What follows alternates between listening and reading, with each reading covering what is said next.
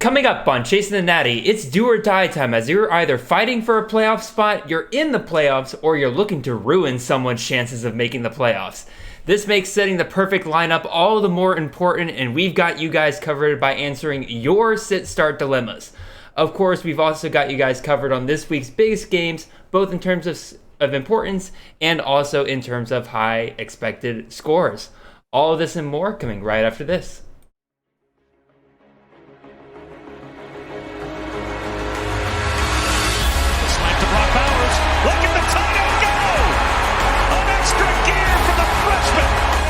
Zappy looking to Jared Stearns, who makes the catch and scores. What a burst! Trayvon Henderson, as advertised, touchdown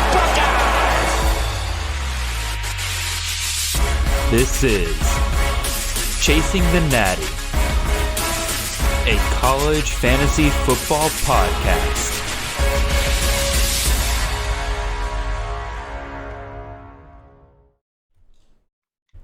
All right, welcome in, everybody. This is Jared Palmgren, host of the Chasing the Natty podcast. Hope you guys are having a wonderful ride to your work on this Wednesday morning. It is the all-important weeks of CFF. We have battled our ways.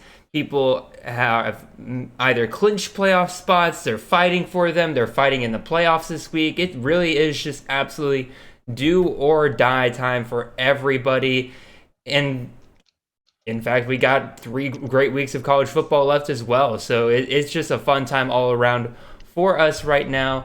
In case you didn't hear me at the top of the show, my name is Jared Palmgren. With me, as always, for our previews is Mr. Chris Moxley. Chris, how are you doing tonight, sir? Good. Excited to kick off another week. We already got action going. Yep, a triple header tonight. Fun stuff. Triple header tonight. We got, I think 3 games tomorrow too, right? I believe so. Yeah, I just put more action Thursday and Friday. Just doesn't stop. Every football every day of the week. That's what we love to see. Unless you're my girlfriend, in which case she wonders how it's even possible that there are football games every night of the week. I just actually put out a tweet a few minutes ago where I said, "Broke is watching election coverage tonight. Woke is watching a Maction triple header." Because that's what I'll be doing after we're done here, is going back and watching some football. So, because that seems like a lot more fun. Anyway, again, we got a great show ahead for you guys today. We're going to be discussing some of the bigger games, got some ranked v ranked matchups. I'm not entirely sure these will be ranked v ranked because, again, this was my best guess of them because we actually don't have the playoff rankings yet. So we're kind of going off of last week's rankings a little bit, but you know, we'll AP. That's fine. Yeah, we'll fly by the seat of our pants here. And then again, as always, we got your sit-start dilemmas, and we've got some high-scoring games you guys can take advantage of. But before we get into that, Moxley, I want to ask you again. We're in the playoffs now, and I'm running my first CFF Dynasty League in terms of, that's just it. I'm running my first CFF Dynasty League this year, and when it comes to the playoff rules, redraft's pretty easy. You don't have to really worry about anything too much. It's just you pick your 4 to 6 teams, you do your top ranked records and everything. But with Dynasty, it's actually a little hard to consider what to do at the end of the year because you have a lot of teams who are out of it. They're not going to make the playoffs, but they got a bunch of studs on their rosters, and so you're trying to sit there and figure out how to let them or make them hold on to those guys because you don't want them just dumping a bunch of studs onto the waiver wire the week before the playoffs and all these playoff teams to go pick up a bunch of studs. But you also want to be able to give them the ability to continue to pick up guys so they can start building for next year as well. It's been a little difficult for me to navigate that. The best thing I have found, and credit to Justin Heisey, he did this in our Dynasty League, and I'm trying to implement it in ours moving forward, is that he is letting us use the taxi squad system on Fantrax to give us a place to dump our seniors that we expect to either go off and get drafted this year, or guys who are out of eligibility, and that frees up some spots on our roster for us to still pick them up, but it also doesn't let us pick it up or drop these guys off onto the waiver wire for the world to claim. How would you go about it, Mox? Like, I guess, again, you play a lot of C2C, so you don't really have to think about that too much. You just kind of let them go off to the NFL rosters. But how would you kind of navigate that? It's a good question. I think my preferred solution would be to, if you're eliminated from playoff contention, anyone who is in playoff contention cannot add a player dropped from said roster. Okay. Which would solve that issue, right? Regardless of how you do it, it's going to be manual, like tracking it. Of so course. Depends how much work you want to get your commissioner doing.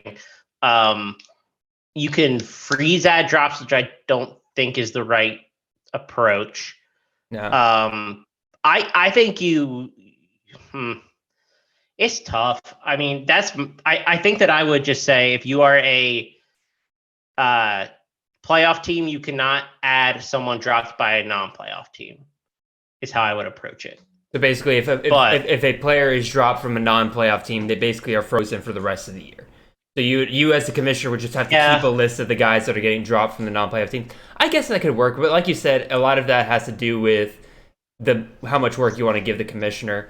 The other kind of solution I've seen, and this is what the BTR guys did with their Dynasty League, is they've made it to where nobody who's out of the playoffs can add or drop right now. Only teams that are in the playoffs can, but if you add a player in the playoffs, you have to start that player. That's a pretty good solution. It's an interesting twist, and I'm glad I picked up on it, because I was picking up a couple, like a freshman or two, like this week, because I figured it's like one last week before the playoffs and everything. I'm like, go ahead and grab some guys for next year that I think might be worth something. And then I saw that it was like, oh, by the way, you have to start this game, and I'm like, well, I'm not picking anybody up this week because I'm happy with who I have right now. Yeah, that's an interesting solution. The only thing is that it basically limits your opportunity to stash. Mm-hmm. But once the playoffs start, I don't hate that rule either. Yeah, I don't know. Mm-hmm. I just don't have a good solution. It is a legitimate question. We'll go with an easier one then. Chris, what do you prefer, 14 playoffs or 16 playoffs for CFF? 6 with 2 buys. Okay. I think you should reward the top 2 teams in some capacity. Depending on how you want to reward them or who you're designating as top 2 teams is one thing, but I think they should be rewarded personally. See, I kind of... So 4 doesn't really do that. I definitely get that. The only thing is that the CFF season is already much shorter than the NFL season. NFL season, you have 17 weeks versus CFF, you only got 13. So you're already kind of 4 weeks shorter there. So to take away 3 out of those 13 weeks, that only really leaves you 10 weeks for a regular season. Seems pretty short in my opinion. But again, I get it, and especially for larger leagues. Like again, if you're in in a 12-man league, 4 teams make sense to me, because if you do 6, that's half the league that makes the playoffs. But if you're in like a 16 to like 24 team, yeah, there's absolutely do a 6 to 8 man playoff, no problem whatsoever. Last question I'll throw out to you here, Chris, in terms of playoff rules and everything and what you prefer. Are you just a straight best record kind of guy, or do you like to kind of throw in there some kind of tiebreakers or some kind of twists in there to kind of account for things like teams that just get unlucky with their matchups week to week? Maybe they're the second best in total team score on the year, but now they have a 4-6 record, so they're out of the playoff hunt, even though they're pretty much the second best team throughout the year. What do you think? Yeah, absolutely. I think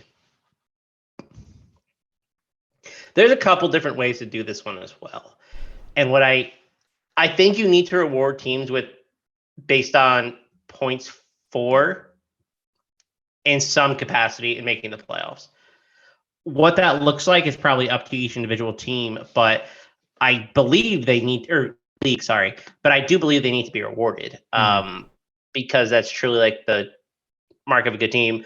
Whether it's reserving one playoff spot for the highest score, I think that's a good one. Using, I think the best solution personally is using your score, getting another win against the median each week. Yeah. I don't know. I don't think that Fantrax allows you to do that scoring. Maybe they do, and I don't know about it. I haven't seen it. It would probably be something you have to do manually each week to kind of keep track of. That's what I figured. But that's the best solution in my opinion. Yeah, I like the Lob solution. Shout out to John Lob here, Gridiron Scholar. For some reason, if you don't see any of his content on Fantrax, what are you doing?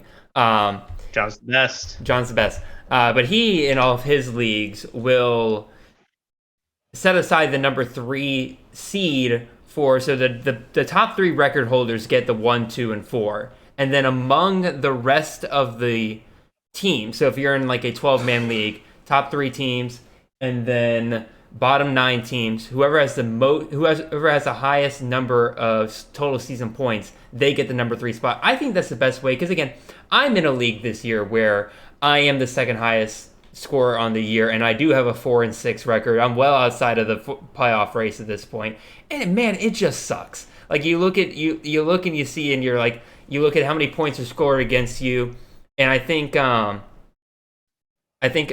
of the guys in this league, God bless him, Stan, you're awesome. He does like all these like stats and info for our league, and like points out like little trends each week. It's actually really fun. He'll tell me exactly how many wins I have benched this year. By the way, fun fact, it's 4. And he basically told me that I got on average like 40 more points scored on me than the average each week. It was absolutely brutal. So, but even so, that's kind of how I would solve that. So again, plenty of fun playoff rules and everything. I thought that'd be a fun, quick discussion for me and Chris there at the beginning. Let's go ahead, Moxley, and touch on some of these top games for this weekend. But first, you guys know what I gotta do. I'm gonna give you my spiel real quick. If you're watching this on YouTube, make sure you like, comment, and subscribe. Make sure you follow us on Spotify or wherever you listen to your podcasts. Make sure you leave a 5-star review if you can. Those written 5-star reviews on Apple Podcasts. Haven't got one of those in a while, guys. Come on. Let's say some kind words or some constructive criticism. I can take both, all right? I just want to hear from you guys. It's great. I love your feedback. Love hearing the little things that you guys think will make the show just a little bit better. Just like these little graphics I've been adding over the last couple of weeks. It has been a ton of fun to work on that kind of stuff. We are part of the CFF team here at Campus of Canton. It is myself, Nate Marquise, Brandon Sanders, and the handsome man above me, Mr. Chris Moxley. We got podcasts, we got articles, we got rankings. Weekly CFF rankings, definitely helpful for those of you who are looking to try to set those perfect lineups this week. And if you are watching this on YouTube, you'll see a long little ticker tape down there at the bottom. I actually have our CFF weekly rankings, are the top 10 at each position down there. If you want to go even further, you need to sign up and go to campusofcanton.com to see the rest of those rankings. So got the top 10 down there at the bottom, but if you want to go even further, that's the place to do it. Lots of great stuff at campusofcanton.com. Go check it all out. Moxley, let's talk about some of these games going into this week, and let's start in the SEC. Let's go to Alabama at Ole Miss. These two teams, I believe, are right next to each other in the AP. I believe Alabama's 10, Ole Miss sticking there at number 11. Alabama 12-point favorite here, over under 63.5. We'll talk about who we think might win this game and everything, but of course, we got to talk about the fantasy impact here. Is there anybody in this game that you're a little bit worried about, Mox? Again, some people thinking that Bama's kind of get right here, kind of like how they did to Mississippi State the week after they lost to Tennessee. Is there kind of a bounce back game here for that defense? What are we thinking here? I think on Alabama, the only players you honestly confidently start are Bryce Young and Jahmyr Gibbs. I won't, like, Ja'Cory Brooks had a nice game last week, but I'm not really going to mess around with him, especially in the playoffs. Ole Miss's defense is really bad, in my opinion. Like, it's pretty awful. So I have no problem starting both those guys without hesitation. I think you're probably doing that anyway. On the other side, I think you can start Quinshon Judkins, but I really do not want to. If I can look elsewhere, that would be good, because I don't like the Ole Miss offense either. I think Ole Miss is just mega frauds, man. I just don't think they're very good. So those game script doesn't really work in Judkins' favor, and that might be tough for people to like sit him. But I'd prefer not to start him if I can avoid it. I feel like, yeah, if you have much better options, you could probably do it. Again, there's definitely leagues where, like, if I'm looking at my running back room, I can only start 3 of them. There's probably some guys with better matchups, and I'm like, okay, I'll probably sit him. It's kind of like Braylon Allen this week. I actually have a league or two where I am sitting Braylon Allen this week because again, going up against Iowa, too low scoring of a game. I know he'll probably get over 100 yards and a touchdown, but like just higher scores elsewhere. I kind of feel a little bit the same way about Quinshon Judkins, but also I'm much less scared because again, this Alabama defense has not been living up to the potential that Alabama defense has had even the last couple of years. Now, granted, they've not been living up to the legendary Alabama defenses from about a decade ago. But even still, I think if you have to start Judkins, you're feeling pretty safe there. The real question becomes, do we trust anybody in terms of the Ole Miss passing game? And I'm going to say no. I'm going to say don't worry about any of those guys. But now, in terms of who wins this game, I think we're both kind of in agreement that Alabama probably wins this one. It is on the road at Ole Miss. Alabama has had a much harder time on the road this year than they have been at home. So I think if I had to take a bet here, again, I'm not a betting man. That's Moxley's department. But I would probably take Alabama to win, and I might take Ole Miss to cover. Maybe. Yeah, this number's like, sorry, excuse me, long day. This number is like, it's oscillating between like 11.5 and 12.5. So that's a no play for me, but I do think Alabama wins this game.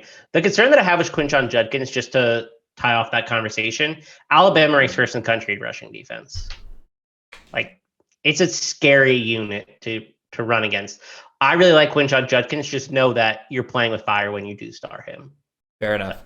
Not that you can't. Just know the downside is absolutely there.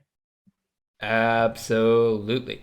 So now we move over to another game here, over more into Moxley's wheelhouse. We got a ranked G5 matchup this week, and I believe... I forget, did the game day go to this game, or are they going to TCU, Texas? They're probably going to TCU, Texas, but I actually don't know. I would love it if game day went to this game, because again, Tulane's had an awesome year so far. They beat Kansas State, who's a legitimately good team this year. I was kind of worried about Kansas State after that one, but Tulane's gone on a win streak ever since then, and they're going up against UCF. UCF, kind of another team that's kind of having a relatively surprisingly good year. They're 7-2 so far. Both these teams are ranked. Who are we starting in this game, Moxley? Is there anybody here that we should probably caution against? This over-under is a little low, 53, so you're probably not looking at a ton of shootout potential between these two teams, so where is the value? Yeah, I actually think both these defenses are pretty good. There's a lot more players to not start than start in this game, in my opinion. I think there are probably 2 startable players, maybe. Like, Tajay Spears is having a guy that you basically can't bench right now. Just he's been so good and efficient despite splitting work. Like, he's been really, really good. And I think he can actually run with this front 7 from UCF. He is splitting work with Ashad Clayton changed his name. I don't know like what his new name is. I think his last all these players Clayton. are changing their names. Yeah, it's Clayton something. So I wanted to get it right, but I will look it up after this. He's been getting involved a little bit, but I still like Tajay Spears. I still think you can start him. And then on the UCF side, are you really confident starting anyone? I mean, RJ Harvey's looked really good in recent weeks, but Isaiah Bowser is still there. Mikey Keene is better than John Reese Plumlee. As just a pure quarterback. Yes. He's looked better. He's played better. He brings more to the offense because he is not solely one-dimensional. He doesn't run as well, obviously, but he's an much better passer. They should just roll with Mikey Keene, and I don't know if they will, but if John Reese Plumlee plays, I don't think you can start him against his defense, is at least my 2 cents. No, I agree. Again, John Rice Plumlee, he is a much better best ball player than he is a actual CFF asset on a week-to-week basis, and this is definitely one of those weeks where you cannot rely on him. The running backs in this game are a little interesting to me. Tajay Spears, man, he is such a beast, but man, they refuse to just get him the workload on a week-to-week basis. It's like This is a guy that deserves 25 carries a game and basically only gets like 13, 14 a game. And he'll do a lot with those 13, 14 carries. But man, every time you see him play, you just want him to get more touches. They haven't really needed to like get shoulder the workload all that much though. Last couple of weeks, like yes, Clayton's been involved early, but they weren't going to lose to Tulsa. Like Tulsa stinks, and they were without their quarterback Davis Brin. So I wasn't really worried about it last week as much. And then the week before they played some terrible team. But he mixed in early again, and it was like it just wasn't a game that they were going to lose. So in a game that's more competitive, I think they're dogs in this one. I think they're actually like 2-point dogs. Like we might not see as much Clayton. They played Memphis. I didn't think they had any chance of losing to Memphis. No. So I mean, Spears had 24 carries in that game, right? Like I don't know. I'm not as worried, I think, as the numbers are indicating, but that's just my 2 cents. No, definitely makes sense. On the UCF side of things, I like RJ Harvey moving forward. I'm not starting him in this matchup. And then Ryan O'Keefe, if you have to start a UCF wide receiver, he's definitely kind of come on a little strong here near the end. But Javon Baker could definitely pop up at any different moment. Let's go to a battle in the Big 12 here. We got TCU at Texas. Texas is 7-point favorite here, over under 64.5. I think Texas wins this game. I think this is where everything kind of finally catches up to TCU a little bit. Too many things are kind of colliding here to make it to where it's hard for me to see them go into Austin and come out with a win. But this is also one of those games where if everybody's healthy, I don't see how you don't start them. I don't see how you don't start Xavier Worthy in this matchup. I don't see how you don't start all the studs, Max Dugan, Bijan, Quinn Ewers, Quentin Johnson if he's playing, if he's healthy and playing. Is there any, really, this goes back to the question, who do you not start in this game? I don't think there is anybody. I think you should be a little bit hesitant to start Kendre Miller. I think Texas front 7 is substantially better than their secondary. But you still start him anyway, right? Yeah. Just know that there's some downside there. TCU's secondary is terrible, so I think you can start Quinn Ewers and Xavier Worthy. You're obviously starting Bijan. Yeah, it's kind of hard to find a player that you don't want to start. Yeah, Ja'Tavion Sanders. Yeah, because I think Texas wins this game, and they cover this game. The spread's 7. I think if they do that, I don't think Quentin Johnston's going to play this week. You don't think so? So just I really don't. Okay. But let's go with that. Let's go with that. Quentin Johnson, he doesn't play this week. What TCU wide receiver are you going with then? Tay Barber, Darius Davis, which one are you going with? Do I have to? I would like you to. Tay Barber is a little bit more involved. Darius Davis is more of like a gadgety player, so I'll probably go with Barber. But I mean, I don't really want to play either. If Johnson goes out, I feel like one of those guys is in for a pretty big game. Yeah, I mean, Davis is like a really, he's just gadgety. I think Barber actually has like a bigger role in this offense, like on a week-to-week basis that you can rely on at least. Makes sense. What's one Texas player that is not a stud, but you would, if he was on your roster, you'd be willing to throw him out there as a start?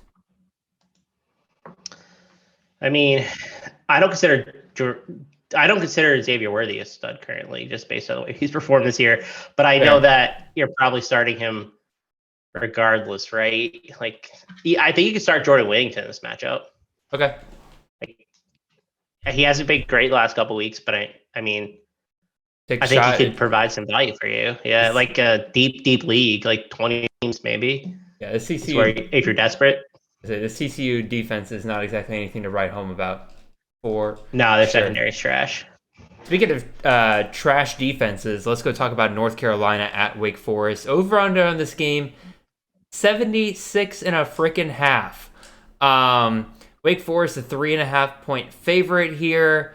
Once again, is there anybody who don't start in this game? I would say I'd be a little hesitant to start a guy like Elijah Green, because even though he got all of the carries against against UVA last week. I think he is probably your RB1 moving forward for UNC.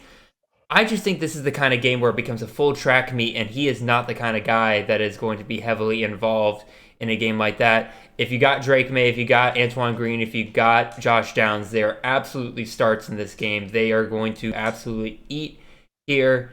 Wake Forest guys, A.T. Perry, obviously. I would say if you're looking for like Taylor Moore and Jamal Banks, those are guys that I would be pretty comfortable with throwing out there on a roster where I just need some upside to get me into, to try to maybe put me over the top in a league. Mox, what are your thoughts? Here's the concern. I'm just going to play devil's advocate here against this total, and think about this game a little bit differently. Okay. I think that there is a chance this game goes under the 76.5 because Wake Forest decides they're going to run it with Christian Turner and Justice Ellison. A little bit more. Just say, let's get Drake May off the field. I think that's a possibility. That would make everyone cry. Yeah, I agree. I got a lot of players playing this game. I just wonder if that's going to be the Wake game plan. And I don't think it's a bad one because you can run on this North Carolina team.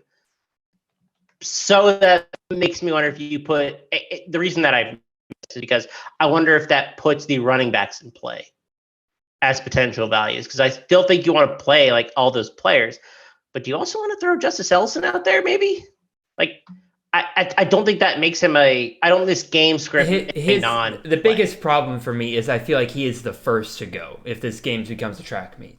He is the first player that they kind of move away from. Yeah, I mean, and also, that's the again, assumption, right? Like they would be going against history over the last couple of years if they were to try to slow this game down. Because let's look at the scores from the last 2 years. 2020, this game finished 59-53. Wake Forest wins.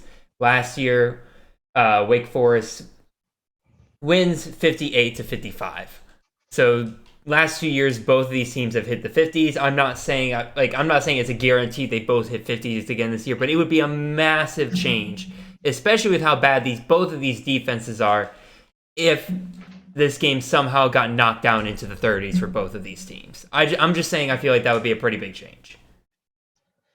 It would. I'm mostly just playing devil's advocate. No, fair enough. With how I think Wake might handle the game script. Yeah. But I'm not in the room with Dave Clawson, who is feeling himself, so. Yeah. Speaking of devil's advocate, it is now time to debate, Mr. Moxley. We got to talk about some of these sit starts that people have been giving us, so let's get right over to it. We got our quarterbacks up here first, and really appreciate all of you guys who are sending these in and are replying to the official Chasing the Natty Twitter account. Go follow it at Chasing the Natty.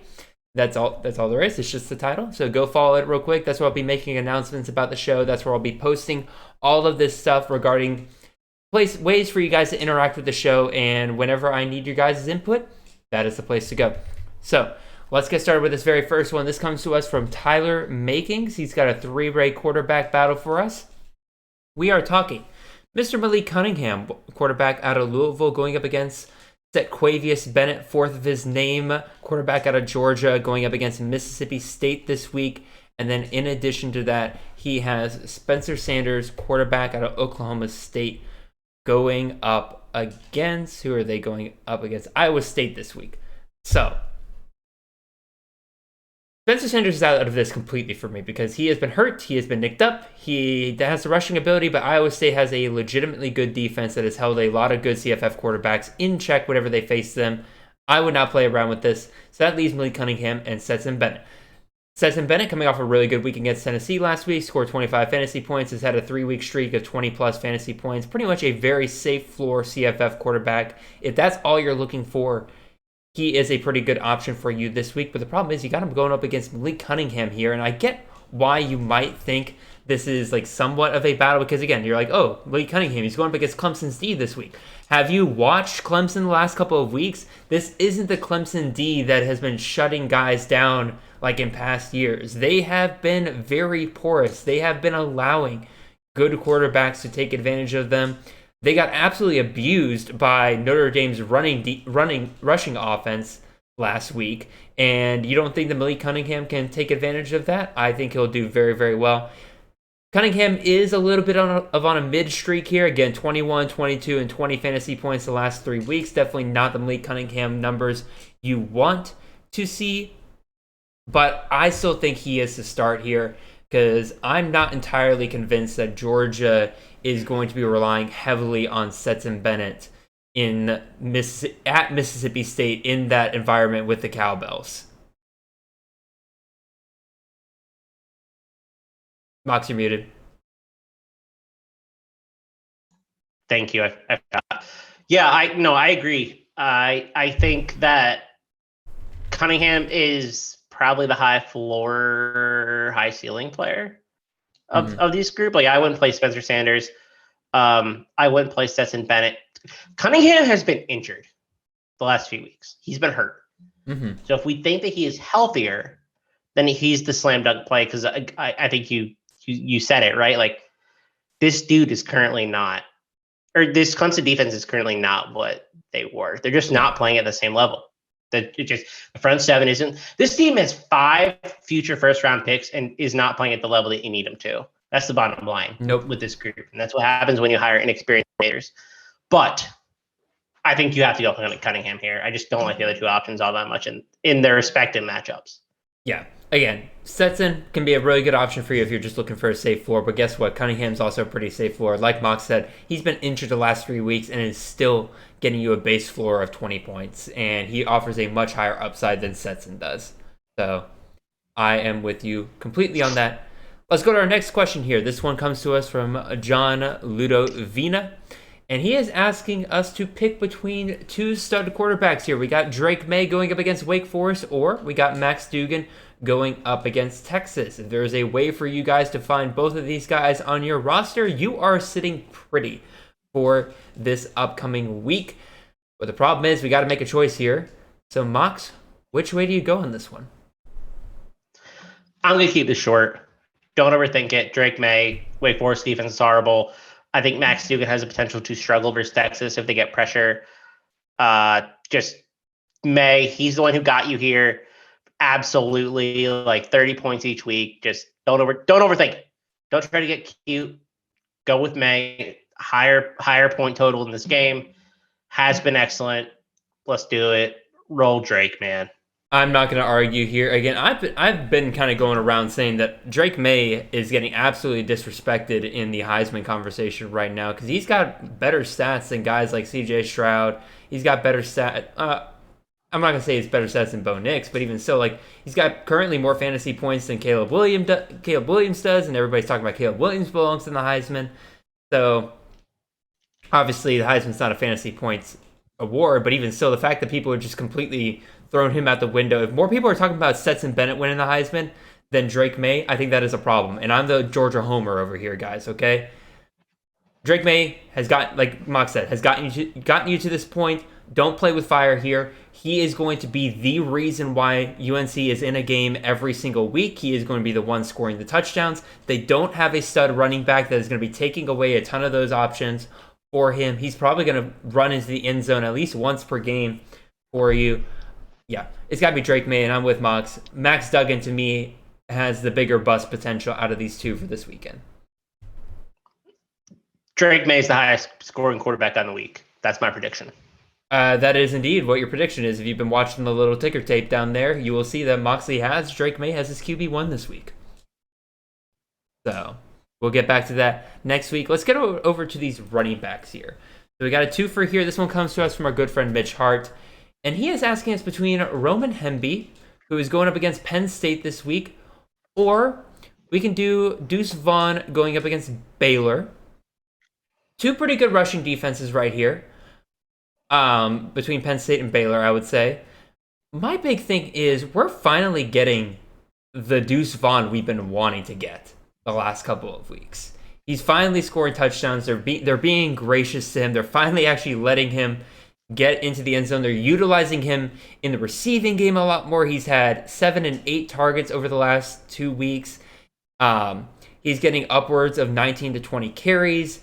Adrian Martinez, with him being kind of nicked up and everything, they're not running him as much. So Deuce Vaughn is back right now. And I personally like the matchup with Baylor just a little bit more than I do Roman Hemby going up against Penn State. So, Mitch, buddy, we got to go. Deuces. It's deuces. That's all I'm going to say. Mox, what do you think? Yeah, I actually don't like this Baylor defense all that much. I think their rush defense is certainly better than their passing defense because they got Siaki Ika in the front seven, who's like a beast nose tackle. But it's like a pretty good rushing defense, like a top 25 unit versus Penn State's, who I think is substantially better, at least on a down-to-down basis, right? I think Penn State does a better job down-to-down. Baylor does a better job in limiting explosive plays. I'm going to go with Deuce because you have passing upside that I don't think Hemby has on a week-to-week basis. I mean, he's caught a couple passes, but not enough for me to feel comfortable that that's a huge role that he has. So I am going to go with Vaughn. But I think the Penn State defense has struggled a little bit. I don't think that's the case this week. No. And again, it's outside of crab season, so Maryland can't be good. Yeah. Exactly. Yeah, no, and knowing Mitch, this is probably not a PPR league. He tends to be a bit more standard like I am. So it's not a huge thing that Deuce gets more receiving work, but even so, it's just extra yards, so why not take it? Oh, I get that. We'll save it for the offseason, though. Yeah. Let's save that for a whole discussion on the offseason. Oh, yeah. So let's move on to our next running back question here. We got a battle of the freshmen here, dude. This comes from Ben Wagner. Ben, I wonder if this was like a C2C roster where you went freshman heavy and you're sitting here thanking God that you got these three studs as immediate starters out of your freshmen. So well done to you, sir. But we got Jaden Ott, running back out of California. He's going up against Oregon State this week. Or we got Quinshon Judkins, running back out of Alabama, running back out of Ole Miss, going up against Alabama. Or we can go with Damian Martinez, running back out of Oregon State, going up against Cal. So two of these running backs are actually going up against each other this week. Yeah. We already talked about Quinshon Judkins. There's definitely reason to be hesitant with him. Jaden Ott going up against his Oregon State defense. His Oregon State defense has actually been pretty good so far this year. And Ott definitely has, when he's gone up against better competition along the D-line, has definitely struggled. Again, he's probably going to fix that as his career goes along. But again, he's a freshman right now. Meanwhile, Damian Martinez has definitely kind of been on a roll recently. 3 straight games, 16-plus carries. Been getting a little bit of receiving work as well. Not a ton, so it's not like he's relying on that by any means. But I think I would lean Damian Martinez out of this bunch, especially I like Ott a lot because I got him everywhere. But at the same time, I think Martinez is the safer bet because Ott is just too up and down for me. And then Judkins going up against an Alabama defensive line that is pissed off from last week. I'm a little hesitant. Again, that Alabama defensive line gave up 185 yards to LSU, who has not been a rushing team. You know for a fact they got an absolute butt chewing at practice this week and are absolutely going to be looking to step up this week. So, Moxley, what are your thoughts here? I'm going with Martinez. Yeah, no, you said it well. Cal, I think, is a bottom 5 rush defense in the country in terms of rushing success rate, and they allow a bunch of explosive plays. Roll with Martinez this week. I already talked about Judkins, and I like Jaden Ott, but I don't think this is Jaden Ott week. No, this is not. Yeah, I agree. Like this just doesn't feel like an Ott week. I have Ott in several places. This is not a week that I'm starting him. So, and then like I said, we talked about Judkins earlier. There's reason to believe that probably not the best week in the world for him this week. Moving on to our third running back question. This is where we got the bonus this week. We're going to go with Mr. Joshua Jeffcoat, who actually left this on our YouTube comments on our last video. So I figured I would reward Mr. Joshua for, first of all, saying what a great show we have. And then second of all, he left a comment down below. And I said, I figured I'd give him a little bit of, I give him a little bit of reward here for that. So he's talking about our boy. We just talked about Damian Martinez. He's going up against Cal this week. Or do we go back to the pleasing man himself, Sean Tucker? Dud of a performance last week from Mr. Tucker. Only 10 carries, 19 yards, 1.9 yards per carry, 2 receptions for 3 yards. Just not a good week overall. for Tucker, but he was kind of on a roll before that for the most part. Again, in the Clemson game, he only got 5 carries, but he was averaging 10 yards a carry. Absolutely killing it in that game. Do we expect Tucker bounce back this week? He's going up against Florida State. Meanwhile, like we said, Damian Martinez, he's going up against Cal. If Tucker takes over a game again, like he's done in the past, I feel like he's in for, like, he could easily outperform Martinez this week. But Moxley, which of these two are you leaning? Yeah, I'm going to go with Martinez again. I don't like this game script for Tucker. I mean, he's definitely getting the targets, so maybe that'll like bump him up a little bit. But I just think Florida State's a substantially better team than Syracuse. So you're basically probably looking at another week of 5 to like 12 carries. I just don't think that's enough volume to rely on. And I like Martinez, especially in this matchup. Cal just has a really bad front seven. They have a couple injuries up there, and they don't really have the size, which is weird of a Power 5 team to say. But yeah, I like Martinez. I just don't know how you can trust Sean Tucker currently. Especially with Garrett Schrader's not back this week either, right? Like he's out for a decent bit. I think it's Carlos Del Rio Wilson. Yeah. Oh Jesus! And yeah, I'm really not trusting Sean Tucker this week. Again, I love Tucker. I root for him every week because I want to see him pleased. But I unfortunately think that as long as they still have only Del Rio Wilson back there, that he is going to be not pleased again this week. We're going to roll with Damian Martinez. Next up, let's go to some wide receiver questions. The next one comes to us from Mr. Brandon Champion. Brandon is a great friend of the show. He's been a long-time listener. Let's give him one of his questions here. We got Mr. Jake Bobo, wide receiver out of UCLA, going up against Arizona. Or we can go with the guy on the other side of the field, Tetariah McMillan, wide receiver out of Arizona, going up against UCLA. Which one of these guys are you pretty comfortable with here, Mox? So it sounds like Jacob Cohen's not going to play this week, which makes me lean McMillan. I would say now that I know that, McMillan's my easy choice here. Yeah. So it sounds like he's not going to play. I mean, I can't confirm that because, college injuries are the worst, but DeQuan Finn says hello. I would play. Yeah, I'd play McMillan. Although I do expect this UCLA game to be a blowout. I think you got to go with McMillan. He's getting like consistently 6 to 10 targets a game. So this is a pretty easy one, assuming Cohen is not playing. If he is playing, I think you go with Bobo. If he is playing, I still think I might lean McMillan. This game screams to me DTR Charbonnet show. Rushing the ball consistently. I believe you have Charbonnet listed as your RB1, and honestly, if I did my rankings this week, I probably would not be far behind you. I really think this is if he is healthy this week, whatever held him out last week, God knows what that is. Thank you, Chip Kelly. But if he's back this week and he's fully healthy, especially Keegan Jones is not playing, because Keegan Jones was not practice this week so far, I think Charbonnet can just basically run down Arizona's throat. I don't think UCLA needs to throw the ball a whole ton. And we saw that last week. Jake Bobo in a blowout to Arizona State only got 3 targets for 64 yards. Now, granted, again, he got plenty with those 3 receptions, 64 yards. Didn't find the end zone.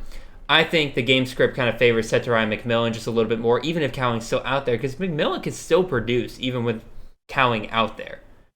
So I think I'm gonna lean T-Mac here.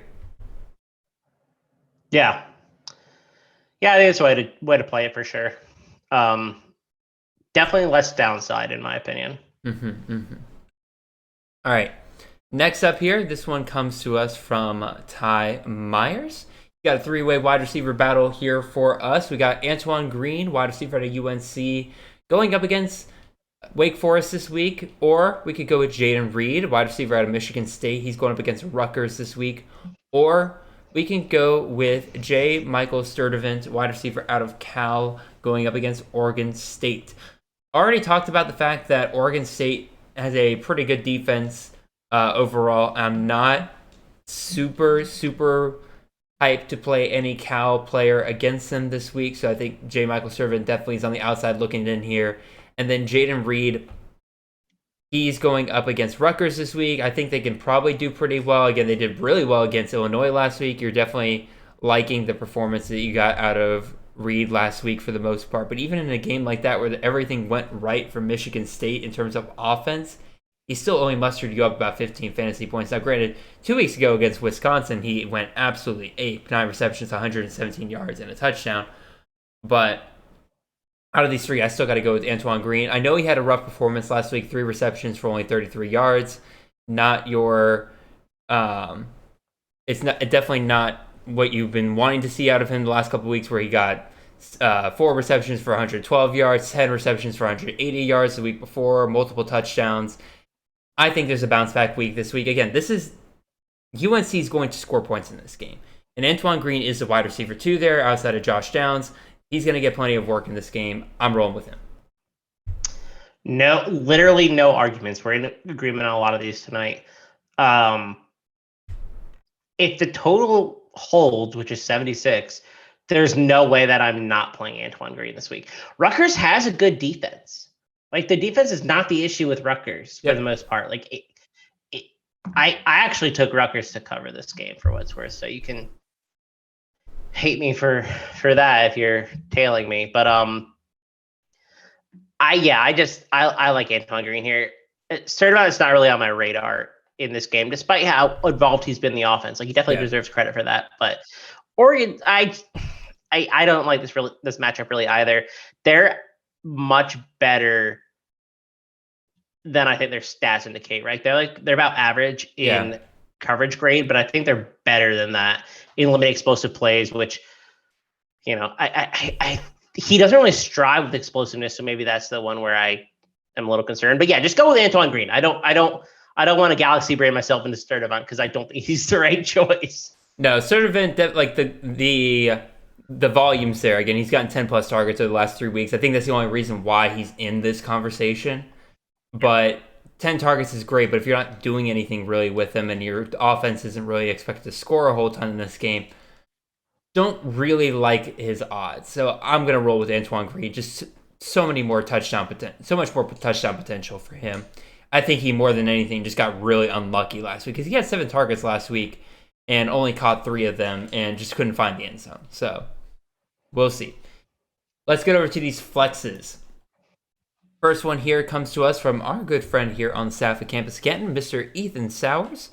He's got running back Keaton Mitchell, running back out of East Carolina, going up against Cincinnati. Or we could go look at wide receiver at UTSA, Joshua Cephas, who's going up against Louisiana Tech this week. Now, first of all, this is a PPR league, but I don't think this really matters that much because Keaton Mitchell's a pretty good receiving back, so that probably helps him out a little bit here. Here's my deal. I think Cephas makes this conversation interesting from the fact that DeCorian Clark, who has been the stud wide receiver for UTSA this year, is out for the rest of the year. So that opens up some targets for him. But we didn't really see a huge uptick in Cephas's usage last week, even after DeCorian Clark went down. I think he pretty much stayed right about the level. It's not like he's getting a huge bump here. He still performed well, don't get me wrong. Again, 8 targets, 5 receptions, 50 yards, and a touchdown. I will take that any day of the week.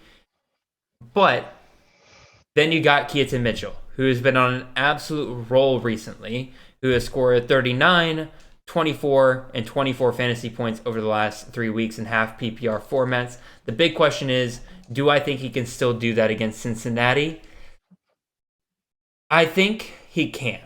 I still think that there's going to be enough room for him to make an explosive play or two against Cincinnati. They've let up some explosive plays this year. I think I'm still going to roll with Keaton Mitchell rather than trying to hope that Cephas gets his share of the passing yardage from UTSA. What do you think, Box? I was trying to look up the target numbers for Cephas, which I did not have in front of me. Yeah. So he only had 6 targets last week, but he had 15 the week before. And he's had double digits in 4 games so far this season. And he's missed a matchup. I mean, I think I go with Cephas here. I actually think the Cincinnati defensive line is pretty good. The secondary, or back seven, I should say, is probably a little bit better. The defensive line scares me a little bit. I think I'm going to go with Cephas, but I'm only this would be a no contest Mitchell if DeCorian and Clark was out. Louisiana Tech has a really, really bad secondary, and so I think Frank Harris is going to feast against this team. And I think Cephas is clearly the wide receiver too, and I think a 102 game is not outrageous in this matchup. But No. I am starting Cephas. I actually am starting Cephas over Mitchell in a league. So Okay.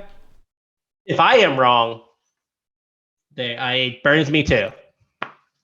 No, fair enough. Again, I think there's an argument for both of these guys. Again, the fact that Clark is out definitely makes this a more interesting conversation. I think I will roll with the guy who's probably going to get more touches, just knowing it. Even though, again, the matchup's definitely in Cephas's favor. Moving on to our next one here. These are always fun. We got to pick 2 of 3 here, so basically we just got to pick who we're taking out here. But this one involves a tight end as well. So we got 2 wide receivers and a tight end. We got Mr. Brock Bowers, tight end out of Georgia, going up against Mississippi State this week. Or we have Dane Key, wide receiver out of Kentucky, going up against Vandy.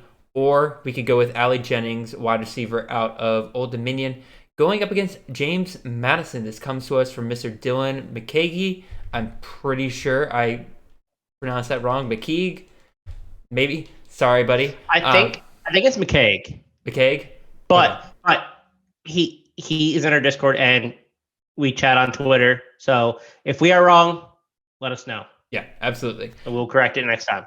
So there are upsides and downsides pretty much every one of these guys. So Brock Bowers, stud tight end. You love to see it.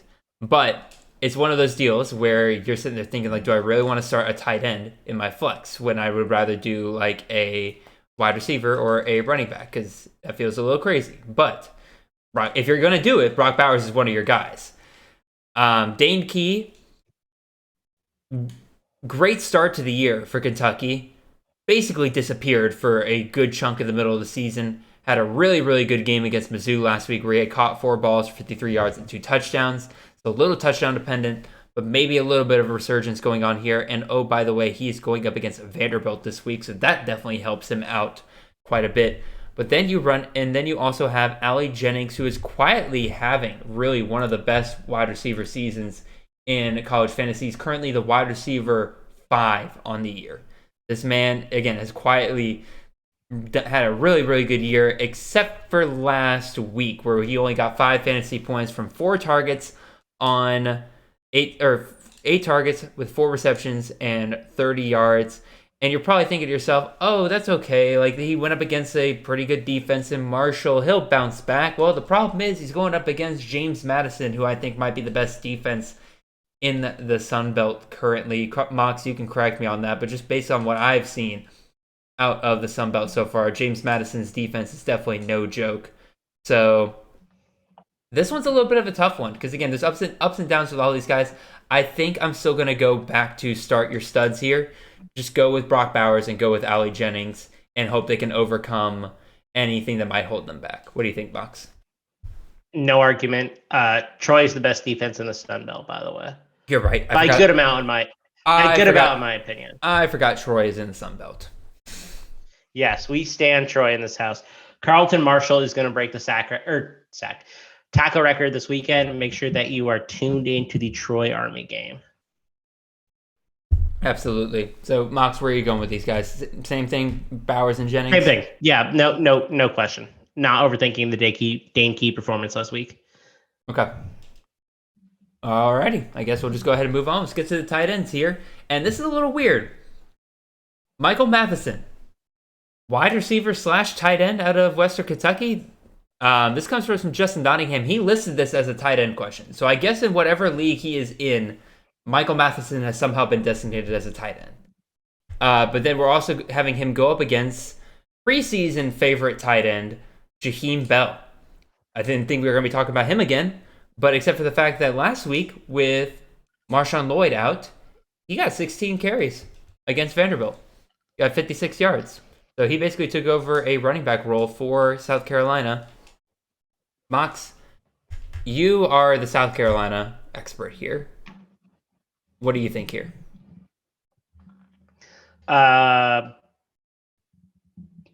Yeah, I'm not sure why Matheson's listed a tight end, but I guess if he is, then I would probably go that way because I think Marshawn Lloyd will be back this week.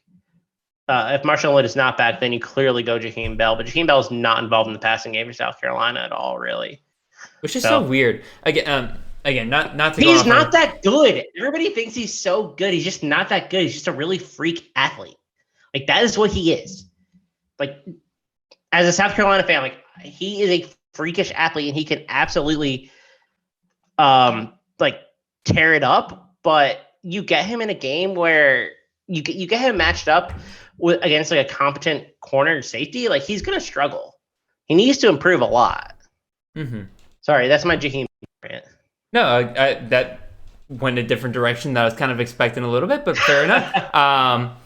Again, I actually follow his mom on Twitter, which I honestly forgot that I did until I saw her tweets recently, where clearly Mama ain't happy with the way Jaheim Bell has been utilized in the South Carolina offense. Well, that's because Marcus Satterfield's an idiot. Oh, he probably is. The South Carolina offensive coordinator, Marcus Satterfield, if you were not familiar, is obviously the brother of Scott the Satterfield. Louisville coach.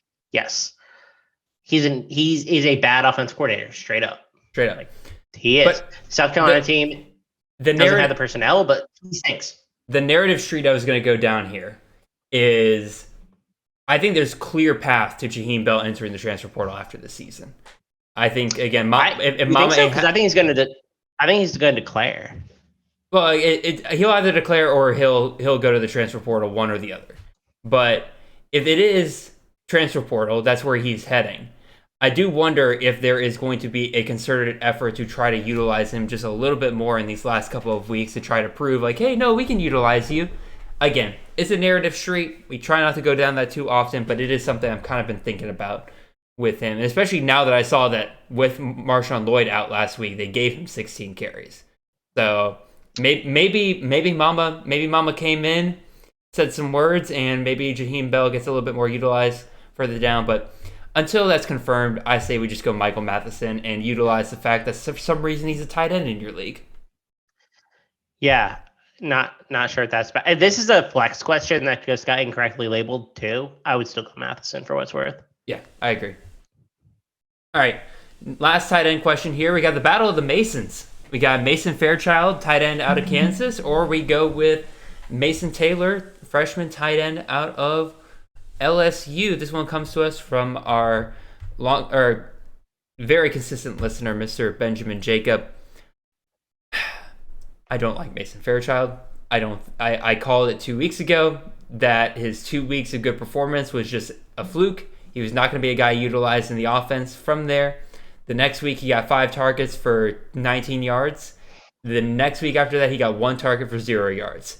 He is not a guy that is a huge part of this offense. You got 2 guys here again. One of whom recently has gotten 6 targets over the last 2 games and 19 yards in the last 2 games, versus Mason Taylor, who has really come on strong in these last 2 weeks and caught not only a go-ahead touchdown to keep LSU in the game against Alabama, but then caught the game-winning 2-point conversion. That's the kind of momentum that especially a freshman can carry through them into their career and really leads to a lot of trust moving forward. To me, Mason Taylor is a easy pick here. And honestly, to me, one of the better pickups you can make in a dynasty league right now if you want to solidify a tight end for the next good bit. What do you think, Mox? Are these really the 2 best options that you have? There's not somebody else, maybe? I don't know. I don't like either of these guys either. But I will go. I will agree with you. We're in lockstep on a lot of these tonight. Mason Taylor carrying their momentum. We were on the same page about Fairchild too. Like, this dude just blew up against 2 really, really bad defenses and basically have done nothing else the entire season. He didn't even have a target in their last game. Or if he did, he didn't have a catch. I say he had 1 target. Yeah, okay. He had 1 target in their last game.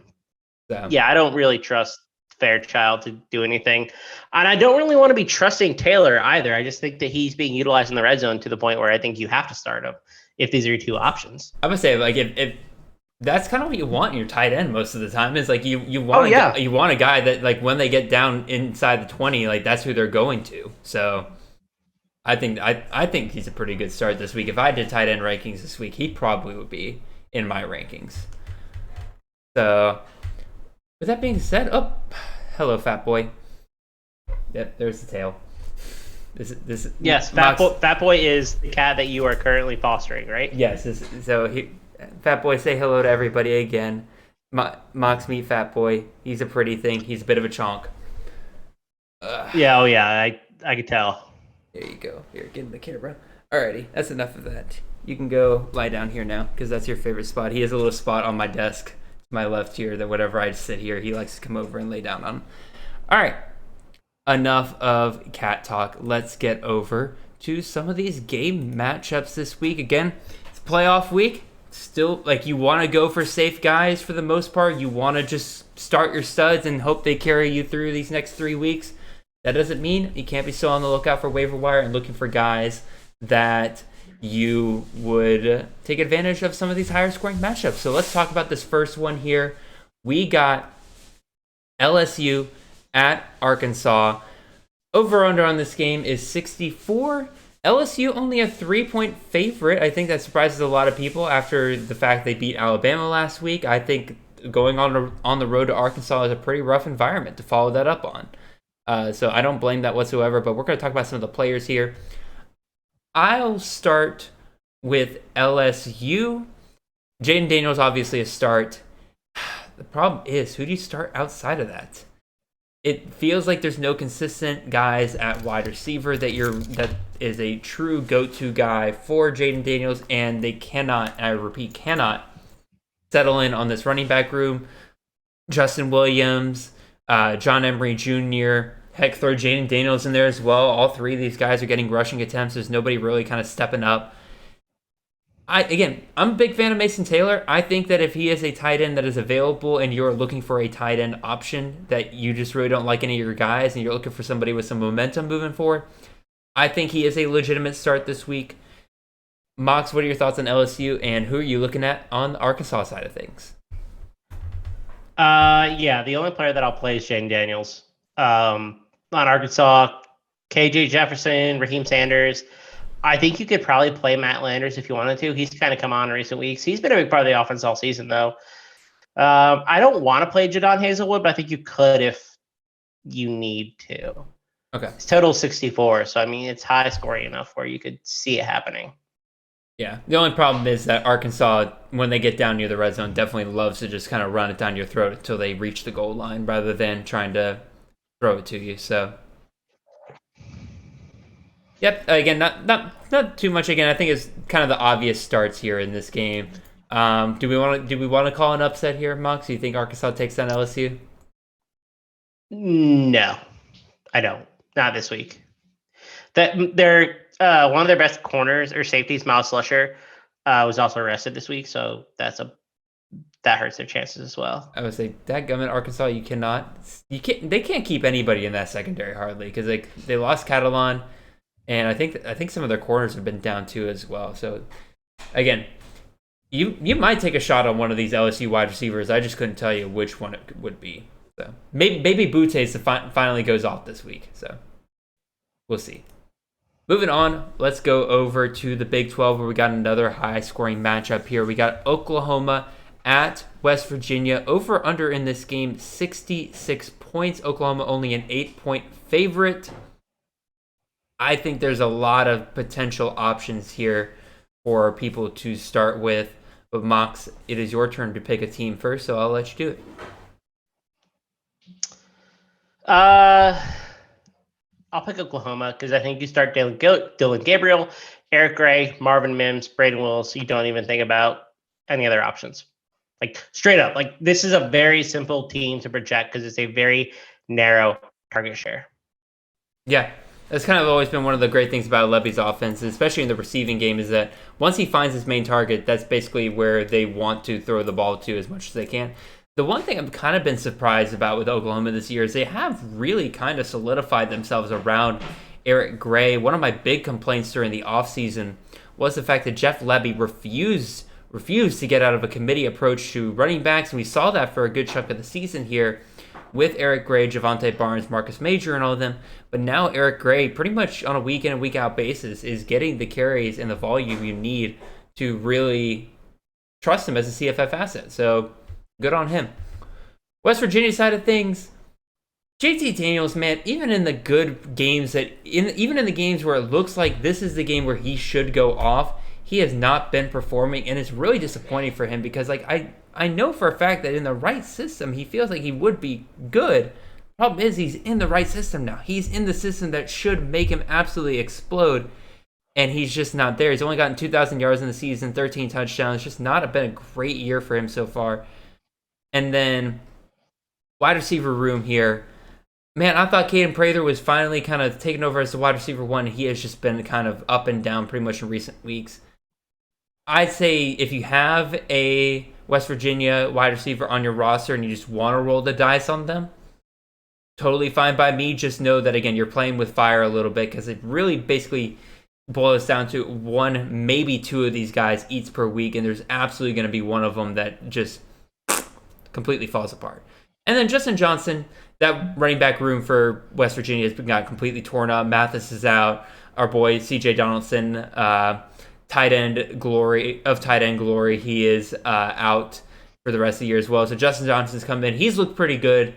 And West Virginia and Graham Harrell really have been running the ball a little bit more than you would expect. So I think he's a pretty decent option, but he's not somebody I would want to rely on. Any thoughts on that, Mox?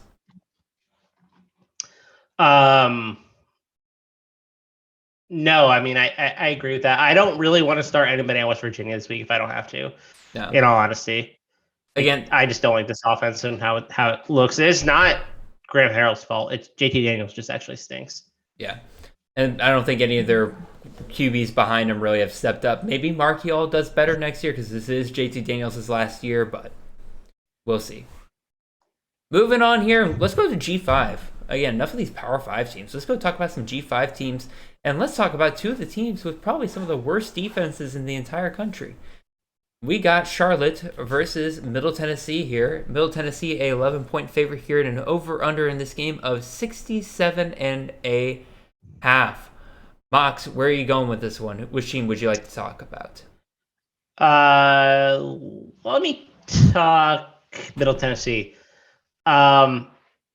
Chase Cunningham, I think you can start. Frank Peasant has been I don't think I've talked about him at all on the show, but he's been really good. Super, super solid. I think you can play him against Charlotte's defense, who is awful. And I really like receiver Jalen Lane. I think he's the only consistent option. He had a bad week last week, but that's fine. I'm not worried about it. I think those are the core three that you start in Middle Tennessee. And I don't think you really want to mess around with anybody else because I think the floor is very low. I mean, there's going to be plenty of scoring opportunities for so many of these guys. The problem is I don't think you're going to really know outside of these three where those points are going to go to. On the Charlotte side of things, this trio of wide receivers, man, it's very similar to the West Virginia guys where it's one of them is going to eat. Two of them probably could eat any given week. The problem is you don't want to end up with the third guy that probably isn't getting the volume necessary to have a really good CFF week. Elijah Spencer has been getting the touchdowns recently. I'd probably be comfortable rolling with him. Grant Dubose has started getting more volume, so I'd probably be comfortable with him. I think Victor Tucker is probably your odd man out this week, possibly. But again, these guys have been going back and forth. I want to like Chris Reynolds as a CFF option this week. Again, Middle Tennessee, not a very good defense whatsoever.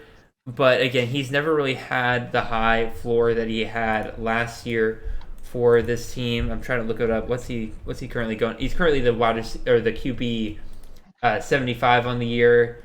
He pretty much all year has gotten either 25 plus fantasy points or 12 to 16.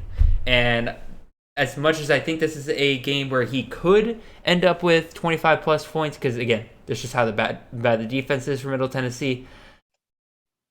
It's playoff weeks. I don't want to roll the dice on guys like that. So I'd probably hold off on that. And same thing with Shadrick Bird.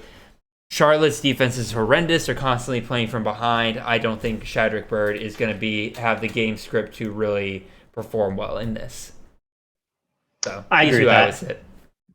Yeah, no, I'm right there with you. I like DeBose and Spencer a lot this week. Total 67.5. I mean, there's going to be a lot of people who I think you can project a little bit well. Mm-hmm. And those three receivers are who you can feel somewhat confident in my opinion. Yeah, I concur. All right, back to Power 5. Let's go talk about some Pac-12 teams here. We got Washington at Oregon. Oregon, a 13.5 point favorite here, but this over-under, man, 72.5 points.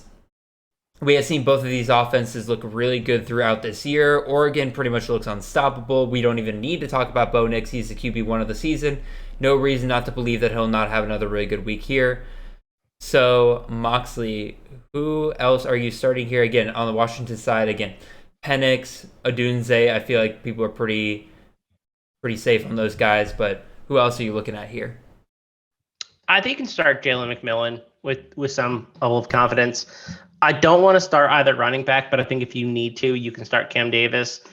Jalen Polk's a little bit interesting, but I don't know what he's going to do this week. And then Devin Culp, if you are in a bind at tight end, that is who I would roll with. Again, a bind, like a true I am desperate situation. Yeah. I see Troy Franklin listed here. Is he back? My assumption is yes, but I'm not 100%. Okay, I mean, if he's back, I play him. That's a pretty easy one. Him and Bo Nix have had great chemistry before he got hurt. Bucky Irving, I think, is a solid start at running back. He is a high floor kind of guy. I don't think that his ceiling is very much capped by the fact that Bo Nix is going to run it in at least 1 to 2 times per game. That takes away touchdown opportunities for Irving. And then Terrence Ferguson, pretty much in the same vein as Devin Culp. I think he's a little bit better than Devin Culp, but pretty much you start him if you're really in a bind at tight end. You're looking at your tight ends. You're like, man, my guys have stunk over the last couple of weeks. And actually, I'm looking at it now. Terrence Ferguson's actually tight end 19 on the year. But if I look at his standings on a week in and week out, but yeah, it's come from some really good weeks early on. And pretty much since then, he's been average to meh at best. So I think if you're looking for average at meh, a safe floor at tight end, Terrence Ferguson is your guy. And then Chris Hudson, if Troy Franklin is out, I would be willing to entertain Chris Hudson, but I think I can find better value elsewhere. Yeah, no, I agree with that. Is Franklin hurt? Did I miss this? Yeah, I think he got hurt in one of the games. I should know this off the top of my head, but yeah, he got hurt. I must have missed this. That's my bad. Yeah, I'm looking. He got hurt 2 weeks. Yeah, he got hurt 2 weeks ago, I guess. But he came back in that game. I thought. I don't know. Either way, I think he plays this week based on what I have been seeing, projection wise and handicapping wise. I think he will play. Mm-hmm. Again, if he plays, obviously he's a start. Like I'm not going to argue that whatsoever. It's just I'm a little skeptical about the fact that he will play. Let's move on to our last game here. Let's go back to the Big 12 here. We got Kansas at Texas Tech. Kansas bowl eligible for the first time in like God knows how long. I should know that off the top of my head, but again, they're bowl eligible, so congratulations to them on that. And then whatchamacallit? Lost my train of thought. Yeah, they're bowl eligible for the first time. You got Texas Tech coming off honestly a pretty bad loss to TCU in my opinion, because they had TCU for a good chunk of that game, and then they just kept going for it on 4th down inside their own territory. Is the weirdest thing. They went 2 for 13 on 3rd downs on the day. It was just a pretty awful offensive performance from Texas Tech for the most part, which leads me to wonder, again, they're going up against Kansas this week, so hopefully they can turn things around a little bit. Mox, pick a team and let me know where you're going with this one. I'm going to go Kansas because it's the easier team to project. No, I can make it. Jalen Daniels, Devin Neal, maybe Luke Grimm, and wash your hands of the situation. That's it. You do not have to overcomplicate it. Jalen Daniels, who I'm fairly confident will play this week. And then Devin Neal, who had a really solid week last week. Luke Grimm, who is a wide receiver one in this offense. Like there's nothing more I think you need. If you are desperate, again, we talked about him earlier, but Mason Fairchild can weasel his way into your lineup potentially in very desperate circumstances. Yeah. On the Texas Tech side of things, Tyler Shuck, I think is a start. Taj Brooks, man, like, stop giving the ball to Roderick Thompson. He's not good. He is not a good running back. I watch him several times, and I constantly question the decisions that he is making out there. And again, I am not a football player. I'm not much of an athlete. I feel like if I was out there, I would be making better decisions than him. I know, I'm probably armchair running back over here, but still. My mind is blown when I watch him. Taj Brooks, easily the better running back. They need to get him more carries. And I think he is a start if you're really struggling at running back and need a pretty decent option. And then, man, this mess of a wide receiver room. Again, Xavier White was looking really, really good as like that slot option for Texas Tech for a while until Miles Price came back. And it would be okay if Miles Price just kind of overtook the work that Xavier White was doing there for a couple of weeks. The problem is that Miles Price isn't really doing much either, and it all did was really take away opportunities from Xavier White. So in a playoff week, stay away from this wide receiver room. I'm not, again, people are going to score points. These guys are going to, these guys are probably, one or two of these guys are probably going to have a pretty good week. I have no way of telling you who it is going to be. So I would stay away and go for much safer guys during a playoff week. So, yeah. One last honorable mention here. We're not going to go deep diving into it, but again, the Western Kentucky versus Rice game, that is an over-under 61.5. Go do your own research and challenge yourself to find which values you think are in that game. Again, it's a little bit of fun. It's like I'm a teacher over here. Like I do all this stuff for you in the classroom, and then here's your homework assignment. Go research Rice versus Western Kentucky and tell me who you would start in that game. So, yeah, we gave y'all 9 games. That's true. In depth. So that's your homework, Rice versus Western Kentucky. And if you want me to give you a little hint, there are 2 Rice receivers that I think you want to start this week.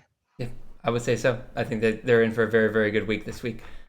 Yep. With that being said, this is the end of the show. Mox, you have been incredible, sir. Really appreciate you coming in and discussing these sit starts with me. As always, we've had a ton of fun with this throughout the season, y'all.